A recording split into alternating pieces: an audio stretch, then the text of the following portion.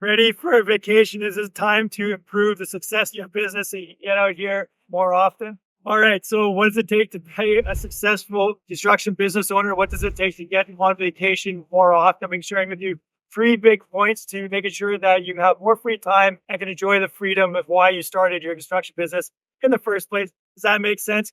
Let me know, where do you want to go on vacation? Drop it in the comments below. I'd love to know, where's the next vacation that you would like to go on. So, first point that I'm going to mention, we're going to be talking about time.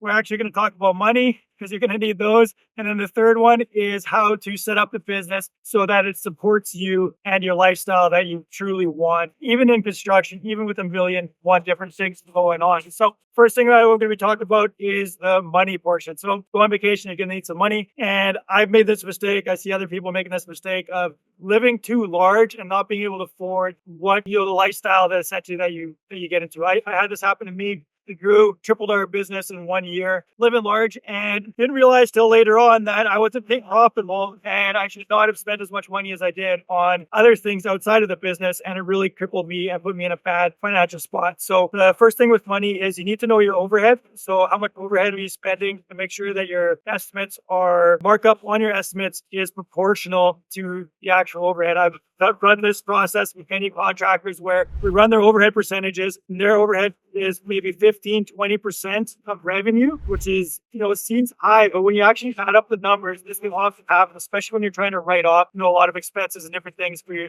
to, lower your taxes and whatever. And I get that. But if you're marking up your estimates, 20-25% and your overhead is running 15-20%, that margin, that little buffer is not enough to afford to go on vacation, especially if there's overages and different things like that. The second point on money that I'm going to mention here is if you want to engineer the business so that you can afford to go on vacation more, then if you do, depending on how many jobs you do, let's say 20 jobs or 40 jobs, figure out how much money do you have to tack on to each job in order to save, $5,000 or $10,000 every 6 months and go on a proper vacation. If it's, maybe $100, $200 for every job that you do, it's not a lot. And you could tack that on and then just make sure after every job, take a little portion of the proceeds of that last check, put it in a vacation fund. And within 6 months, you will have a pool of money, 5-10 grand, whatever you need to take your family, go on vacation, take some time off, whatever it is. So that gets you your money part. Now, to be successful, you need time, right?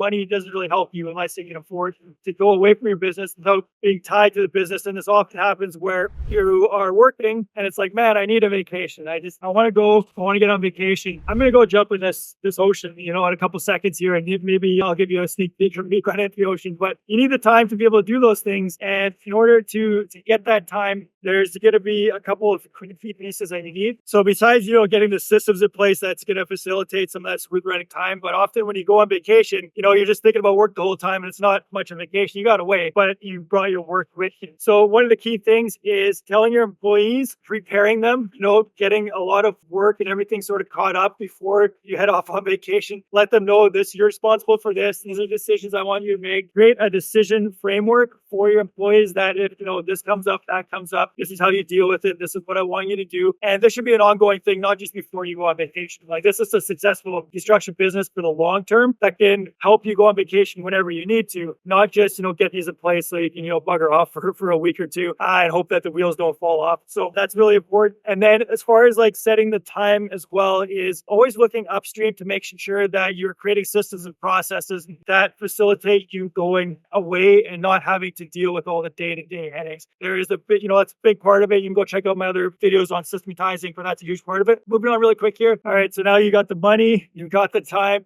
The final thing is to reverse engineer your business to get you where you want to be in the next 6 months, 1 year, 2 years, wherever that is. Set your goals, set your dreams. How much money do you want to make? How much total income do you want to have? How much time off do you want to have in a year? What kind of structure of business do you want to have? And then reverse engineer your business according to those goals and make those steps in place. Get your systems in place. The big ones are your employee system, like I mentioned. Create a framework, a decision matrix framework for how employees should be making decisions. So pivotally important. And then just start systematizing each little part of your business. You are the expert. You've already been doing the work. You've already got a process, however you do it currently. It's just a matter of getting that onto paper and then implementing. I know it's not easy, but you can do it, and I believe in you. So now it's time for me to go jump in the ocean.